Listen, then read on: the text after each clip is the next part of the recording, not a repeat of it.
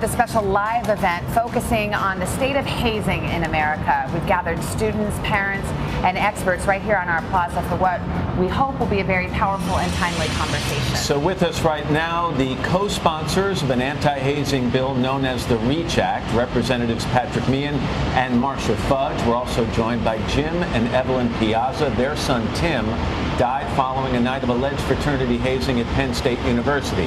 Tom Klein is their attorney. Good morning to all of you. Thank you so much.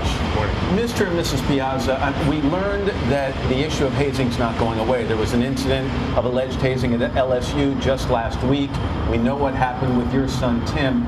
Was this a subject that you talked about openly and often in your home before your son went off to college? Not really. We really didn't think very much of either of our boys joining a fraternity or hazing or anything like that. It kind of came to us a little bit later on that Tim was interested in joining a fraternity, and frankly, that thought really was not a significant thought of When you heard that he was interested in joining a fraternity, did hazing come to your mind even at that point?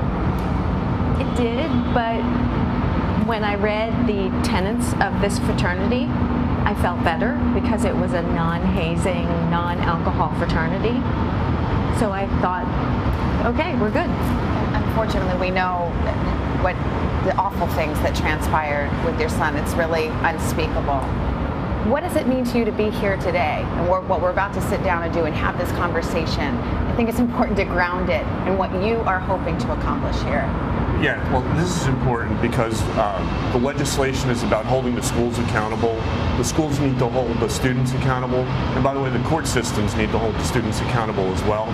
I think the only way we're going to get change is if we have some real accountability and hopefully deterrence from doing this in the future. One of the things that the REACH Act is intended to do is actually define what hazing is. So let's start there. How do you do that? Substantial risk of injury. That's where you really start, and knowing, I mean, these are the elements, so to speak, but it suggests that you understand that there's some risk associated with certain activities. And we're not talking about the kind of lighthearted things that, you know, that aren't really a threat. Shaving your head, painting the school logo on your face, running across the campus naked, that's not what you're trying to do away with. Well, but it really is to some degree. What we're talking about is humiliation, degradation. We're talking about things that might be reckless behavior, not always intentional, but certainly intentional, reckless, or without regard to a person's safety or mental health. So it could in fact be something like that. We're talking about excessive use of alcohol. We're talking about sex acts, which are very common in these kinds of things. But let me also say, it's not confined to sororities and fraternities. Also, people in marching bands, choirs, sports activities. It is rampant on college campuses, and it has to stop. And let's be clear about what this legislation does, because it doesn't outlaw hazing. It doesn't really seek to govern these fraternities and sororities. It simply states that the universities should start reporting incidents of hazing. And it does raise a question, Congressman, I'll put it to you. Are the universities kind of turning a blind eye? I'd like to hear the Piazzas on that as well. Look, exposure, education, accountability, this pulls everybody into the dialogue, and the more than 50% of the students that are subjected to hazing during the course of the year, and as Marcia said, a broad spectrum of activities, not just fraternities and sororities, but it makes the school a partner, first in reporting any kind of incidents of hazing, and then educating their student body prior to a school year about what it means to haze and the fact that you're going to be accountable. Yeah, that bill tells universities and colleges that they have to report any hazing incidents as part of their annual crime report. So that makes it more significant for the university. Yeah, correct. We're building on the Clery Act that already reports acts of, you know, violence or other kinds of criminal activity on the campus. Let's take this to the more personal level for a second. I didn't get to meet Tim, but you've told me a lot about him when we sat down and talked. He was smart, he was confident, he was well liked. And as a parent now, I say, okay, so I think I've got kids who are all of those things. But how can I be sure that they're going to get to college and they're going to try to join an organization and they're going to be willing to stand up and say, no, I don't want to join your organization badly enough to have you put me through what you're trying to put me through. How would you answer that question? Well, young kids are impressionable, and sometimes they feel peer pressure.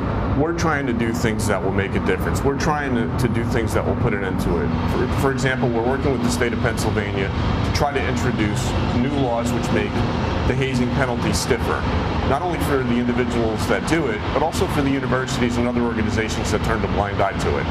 Jim and Ellen, don't you think there's a flip side to this too that we haven't really talked about? I mean, we hear about a hazing victim. What about the hazing perpetrators? And what conversations do you think parents need to be having with their children to say, if you see something that is wrong, you need to be ready to stand up and stop it in that moment, because as we know, there were people in a position to help your son. Right. I think as a parent, you need to have that conversation with your child to say, it's unacceptable. Under no circumstance is hazing acceptable, and to let them know all of the potential risks that come along with it, in addition to morally hurting somebody and potentially them dying. And if someone stands up and ostracizes you for standing up against this, well then You don't need them. you don't need them in your life. Let's go to Hoda, who is standing by with people in our crowd. Hoda? Hi guys, I'm going to start here with Gentry McCreary. He's an expert in hazing prevention, and it does make you wonder, Gentry, in this day and age, why on earth does hazing exist at these colleges, and why is it that kids who are smart kids with like a 3.5 GPA and all this stuff end up signing up for that? Well, there's research that would suggest that we have evolved to haze, that literally as humans going through the last several thousand years, that we look for opportunities to keep newcomers from coming into our groups and exploiting the status of our groups. And I think that's why you see hazing so much worse in fraternities and varsity athletes and other organizations.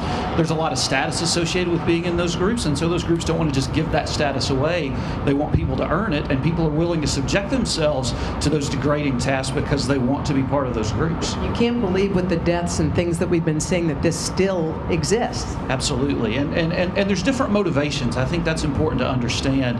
Some groups haze because they have an altruistic motive. They want to bring groups together, they want to build unity or solidarity, but oftentimes what we see is just the abuse of power. We see people who have something, I know I can make you do anything in order to get it, I can make you drink alcohol until you pass out, and they abuse that power, and that's really what we need to curb, is deal with that power differential that's inherent, particularly in the fraternity pledging process. Thanks, Gentry. Guys? Yeah, there's something else, you get together in these groups, whether it's a marching band or an athletic organization or Greek life, and sometimes the existing members will say to pledges, well, I did this, and that's how I'm a part of this group.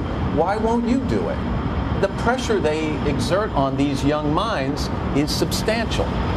Yeah, as I said, young people are impressionable, and I have no doubt there are people that probably don't want to do it but feel the pressure that they have to. That's what we need to put an end to. We need to put an end to all of this. We need to break that trend. And it's a cycle of abuse. Go ahead. Congressman? There are a lot of good things that come from being involved in these organizations as well. And so people also look at, how do I benefit by being a part of this? How am I elevated on my campus, as he was talking about? How do I build a network of people who can help me as I go further in my career or in my education? So there are some advantages as well. So people, I think, look at that and then they weigh. Is it so bad? But nobody should send their kid to school and may not come home. And so that's why we have to do something about this. Tom, I mean, there's obviously a criminal aspect to this in some cases. You represent the Piazzas. There's a criminal case unfolding there. Writ largely, do you think enough is being done to prosecute and to aggressively pursue incidents of hazing that cross into that line? If there is not an aggressive posture towards the prosecution of what is a crime in most states, then there will not be deterrence. That's part of what we see and what we recognize. There's a culture of abuse and there's a culture of recidivism that we have here, and someone has to try to break it. That's what universities are grappling with, and that's what the Piazzas are grappling with as well. Hoda? Hey guys, I've got Stuart Seldowitz. You want to stand up, sir? And he's got triplets, by the way, 3 kids all getting ready to go to college. And you guys have discussed Greek life. You have a question for the Piazzas. Yeah, I was just wondering, are there warning signs that either parents or students can pick up on before initiation about individual fraternities that would indicate that maybe there's something dangerous involved in their initiation? We certainly had no warning signs. As my wife said, she looked up this fraternity. It seemed to be a model fraternity, but what was going on inside its doors was something completely different. I think the message to the children is, if it doesn't feel right, if it doesn't look right, get out. You know, I also think it's very important. You ask a very good question, because we have rituals, but it shouldn't be on the student who's looking to try to potentially join something to figure out what it might be about. These organizations have a responsibility to revisit what these rituals are about and make sure ahead of time that they're removing the kinds of things which create the substantial risk of harm or degradation and other kinds of things. So I think this sends a signal as much to the fraternity councils and to the universities to revisit the things that people have been doing to make sure that they're not harmful. Thanks. There's another aspect of this, and Kate Snow touched on this in her piece earlier in the show. She said sometimes at universities and colleges, when they outlaw these things, they're driven underground. And at that point, you get a practice that gets even more dangerous because it's so far from the eyes of authorities that it goes further. How do you deal with that? I think there are a couple of things. One, of course, the university has to have policies in place that are so strict that people know that if I get caught doing this, I could be expelled, I could be prosecuted. And I think that also the organizations, I'm a part of a sorority, we make sure that our policies are so clear. We make them sign saying, I will not be hazed. We make our membership saying, I will not haze, so that we have the ability to hold them accountable for whatever they do and set it and make an example of them when they do it. And I think we have to work together to make sure that everybody is on the same page. And there's a universal principle here, which is universities must own this problem. Universities cannot walk away from it. I'm going to go to Hoda because I know you've got another question. Hey, we have Austin Schlesinger hand. You can go ahead and stand up. He's a sophomore at Rutgers. He's a member of a fraternity, and he has a question for the congressman and congresswoman. So I pledged a fraternity last semester, and I was fortunate enough to have an awesome experience.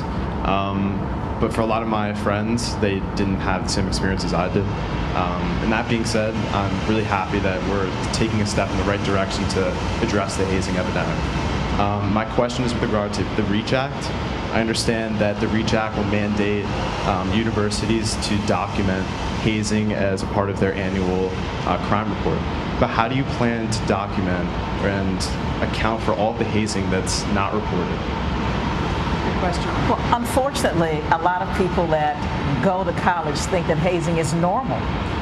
And so they don't even know that they've been hazed. That is why the education component of this bill is going to make sure that when they go to a college campus, that college is going to tell them what hazing is, instruct them how to report it, where to report it, and what their expectations should be after they report it. I think if people believe something will happen, they will report it. Most people think, nothing's going to happen if I report it, and I don't even know who to report it to, and so they don't. But I think if people understand how serious this is, and that they can get some real redress, they will report it. And we have a model with the Clery Act that's already demonstrated that it's working, particularly with issues of violence, sexual violence on campuses. So there's a pattern that with education and reporting that's already proven to work on college campuses. Jim and Evelyn, just in the 35, 40 seconds we have left, leave people watching with one piece of advice. The parents at home who've just sent their kids off to college or are about to in the coming years. Talk to your kids. Be open and honest, and convince them that they can tell you anything, so that they can tell you if they're in a bad situation. Just make sure they understand what happened to Tim and this most recent situation. They need to know about it. It could happen to them. really appreciate you coming and continuing to share your story and make a difference with your story. And thanks for the act that the bill you're proposing. We think it'll make a huge difference as well. Thank you very much. We want to keep this conversation going online. We've got a lot more coming up tonight on NBC Nightly News as well, so we hope you get involved.